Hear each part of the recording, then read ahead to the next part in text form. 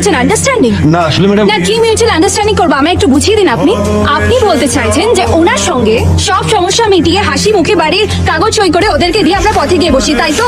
আপনি এই মুহূর্তে ওদের অ্যারেস্ট করবেন। এই যে এই ছেলেটার কথাই তোকে বলছিলাম। ওইদিকে কি দেখছেন?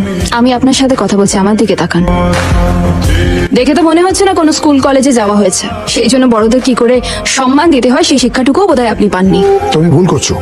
আমার ছেলে রুদ্র যথেষ্ট ভদ্র ছেলে, ভালো পড়াশোনাও করেছে। তাহলে তো দোষটা আপনারই, যে ছেলেকে পড়াশোনা শিখিয়ে শিক্ষিত না করে আপনি গুন্ডা তৈরি করেছেন। তুমি ভুল করছো। স্যার আপনার ভুল হচ্ছে, আর ভুল যখন হচ্ছে সেটা শুধরে নেবেন আপনি। হে সোনা তুমি